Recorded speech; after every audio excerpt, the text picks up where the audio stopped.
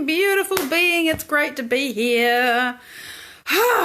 Can you see the matchsticks under my eyes? I'm a little bit sleepy today, so I'm going to apologise now. If I yawn, it's because I got up early, and last night I went to bed later than I wanted to. It's just how it happens sometimes. I love that I am no longer scared of being tired. Being tired just used to be this awful thing, because I had terrible insomnia about 30 years ago, but I don't have that anymore, and sometimes I just don't get quite enough sleep. But the weekend comes, and I get more sleep then. So, good morning! And we're inside because it's too breezy out there, and I didn't post another snap. I ran out of time. It's like, let's just get on with this, because I gotta be somewhere at 9:45, and it's, 9:22, and so, So we're doing rocks, and this is actually not a rock. It's manufactured. It's called bluestone, but isn't it beautiful? Because we are talking about love today. When are we not talking about love? Good morning, Linda. Good morning, beautiful people. It's lovely to have you here. So, yeah, this was given to me by somebody who came to a meditation group that used to meet at my house, which I facilitated with my husband. And it's beautiful. It's just lovely. And actually, she gave us 2 rocks.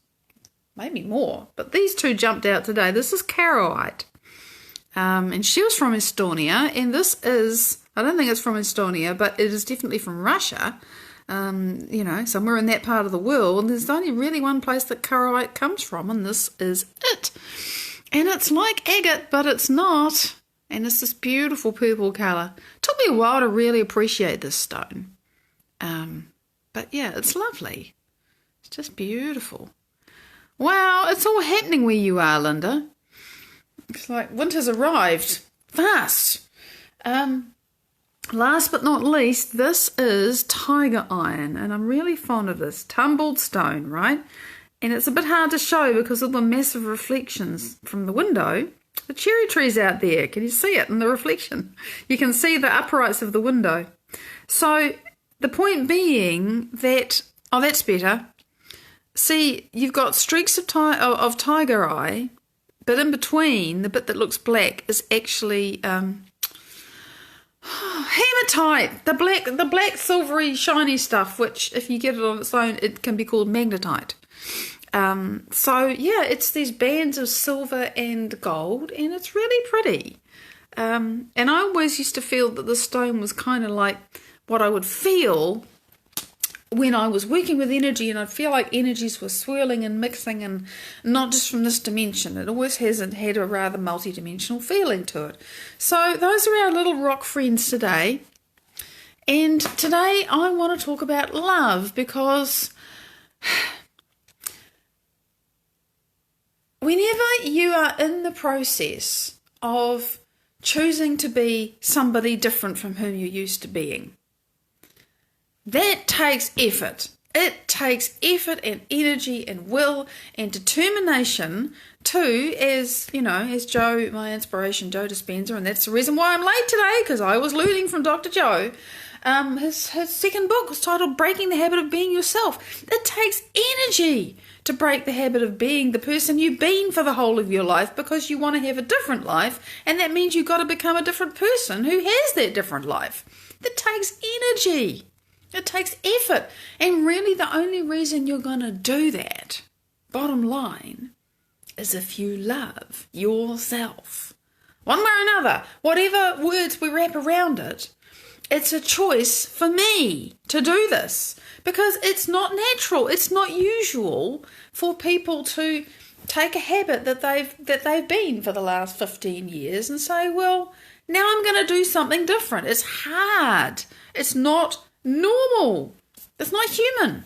Human nature doesn't change. Well, actually, it can and it does, but only if we choose to. So, and I'm just so I've got my head full of all this information, because, there's so many ways that it gets talked about, but really it's all the same. We have to choose who we're going to be.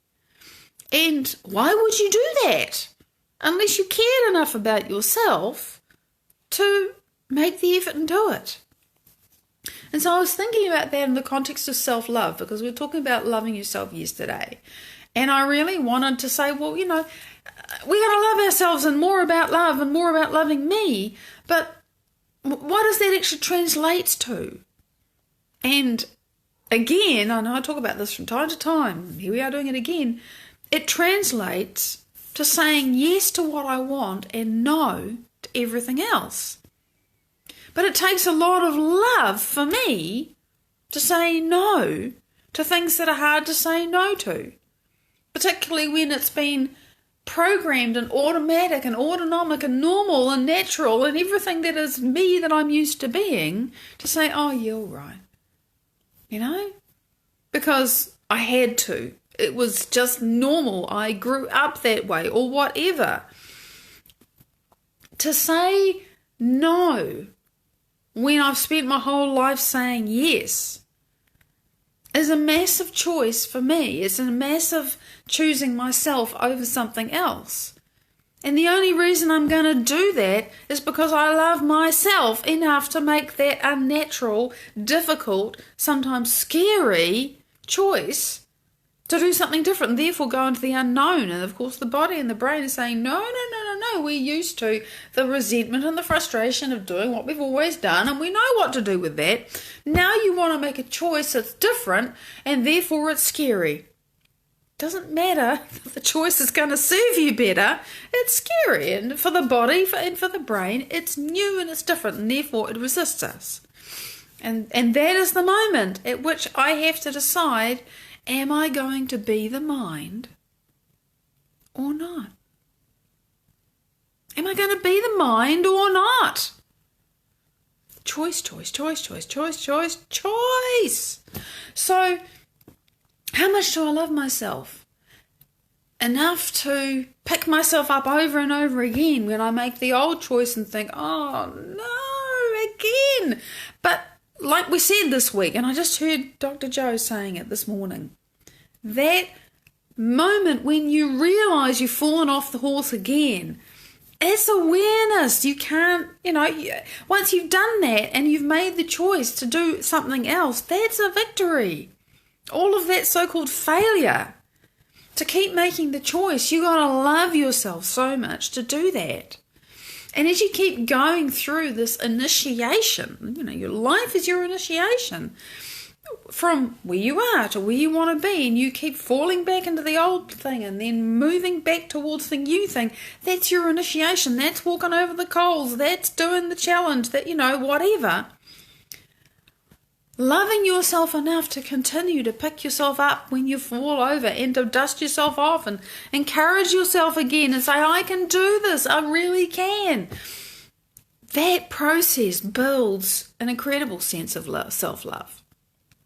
And it takes a great deal more strength and love for yourself to say no to things that do not serve you than it does to just keep on folding. It really does. It takes tremendous choice. It's just, and I wanted to rave about this because, we're so focused on how long everything takes and how hard it is and what's not happening and, but every time we make another choice to try, another choice to get aware and think, hang on, oh my God, that's that old destructive thought which just overtook me for the last 2 hours, and I just noticed that I've been back in that really shitty space for 2 hours and I'm still feeling it, but now I've noticed it. Hey, that's really good. Ugh, can I, in the middle of this, do something that I know scientifically, because I've been told and because the research has been done, is going to help me break out of that state? Think, oh my God, if you're in a bad emotional state, open your focus. It's what I do. I got to get my attention off it. Can I breathe in and out of my heart? Can I make my heart a bit more coherent? Do something consciously with awareness, even if it feels completely wrong to try to do it, because you love yourself. Because you value and treasure and have more of your energy invested in what you're creating than who you were before. It's a really deep choice. But every time we make that choice, we love ourselves more. And it takes much more strength and much more will to do that than it does to just carry on with the old thing. Oh, it's familiar, it's ordinary. By the way, Facebook is showing me none of your comments, so I'm just raving here. But it's lovely seeing your little faces pop up. I know you're with me, and that is just a blessing. So thank you for joining in. It's really lovely having you here. To say yes and to say no. To say no, how do you know, right? How do you know what's really right for you? Because often when you're faced with a decision, and there's the moment-to-moment ones, and really you just have to trust yourself. And of course, just have to trust yourself, right, Maddie? Yeah. But let's say we're not talking about moment-to-moment, because that gets easy with practice. Hi, Andrew. Good morning, Mike. It gets easy with practice moment-to-moment, but if you're really having difficulty connecting with your truth moment-to-moment, Julian, hello, everybody's suddenly here. Well then, it's going to get easier. But for me, it started with having to contemplate and having to stop and think, I've got a question here and I don't have an answer for it. And this was before I knew anything about heart and brain coherence. Oh my God, it would have been so much easier. But that's who I was then, what I knew. And so to stop and just to consider what the question is that you are thinking. Do I say yes? Do I say no? Is this right for me? I really don't know. There's this possibility and that possibility. And in the brain, there comes a point when you realize that you are thinking through the same thing over and over and over again. And that is the point at which you think, okay, I'm just going around in circles here. I got to stop this. You've exhausted all the possibilities of what you know. Because if there was an answer to the yes or the no that you could extrapolate from what you know in your brain, you'd have it. So if you're going round and round and round, you can't settle, then whatever it is that you need to receive as an answer is not known to you, right? That's the first thing to realise. If you're going round and round, you can't decide. There's nothing in your head that's going to help you. So you've got to get out of your head. And I don't mean go into your heart and get all touchy-feely about it, because we can go into how we emotionally feel about a question that we are facing, and it can go two ways. This is a bit simplistic, but it can go two ways. If I'm in fear, if I'm in stress, if I am angry, if I am sad, if I am out of balance, so fundamentally I'm not coherent, if I'm feeling like crap, I may look at a situation and actually make the wrong decision based upon my gut feeling. Because what is my gut feeling doing at the time? My gut feeling wants to fight, it wants to flee, or it wants to freeze. Now, is that really a state of mind and heart and body and being and everything else from which to approach an unknown opportunity that could be really amazing, but you can't perceive the possibility of the amazingness because you're so busy feeling wah?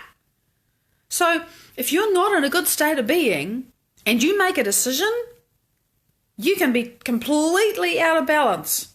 And you look back on it later and think, oh God, I was out of my head. I was scared and I said no to something that would have been really good for me, right? So, yeah, and that trapped feeling is not a good place in which to be, of course, to make a decision. And sometimes you have no choice. I get that. But I'm talking about the situation where we have a thing that's in front of us and we don't know.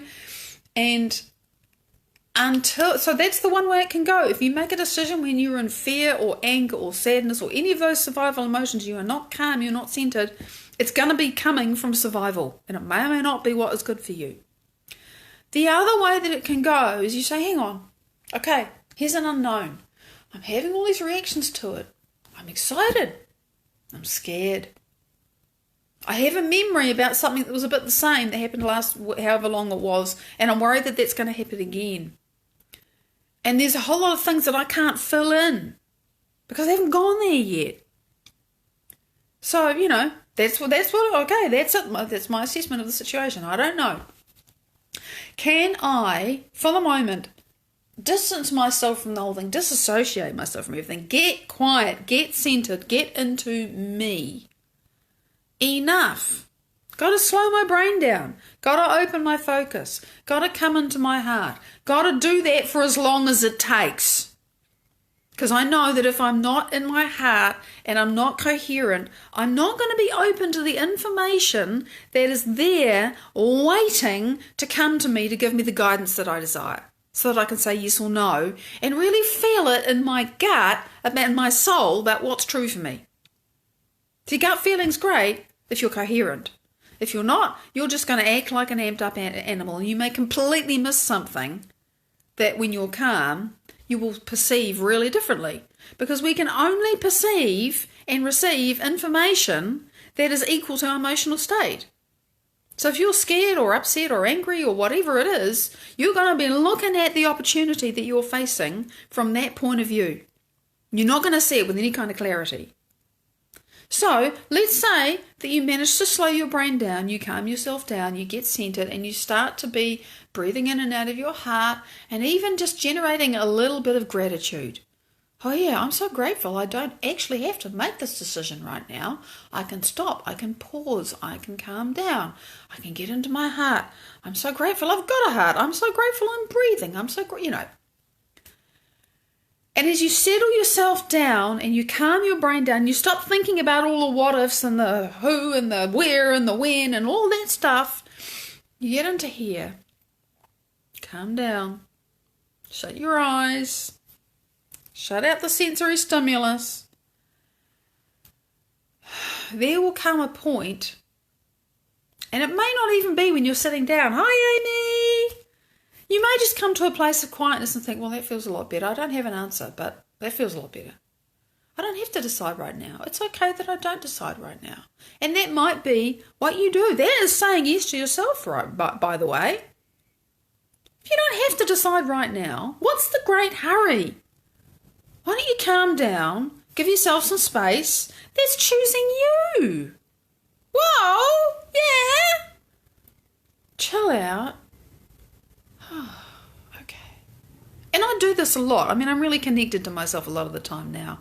And I have an intensely strong sense, most of the time, not always, of timing. And there's just a sense, it's time to do this now. It's time to, no, it's not time to do that. No. And I will wait until it lines up inside me, because I'm connected to the unified field here a lot of the time. Not all the time, I screw up. But it gets easier. And so, you calm yourself down, and maybe that's all you can do is say, okay, I don't have to make this decision right now. And you carry on with your life, but you're calmer. And then while you're not paying any attention, the answer just flies into your head, your heart, your body. Oh, I know now.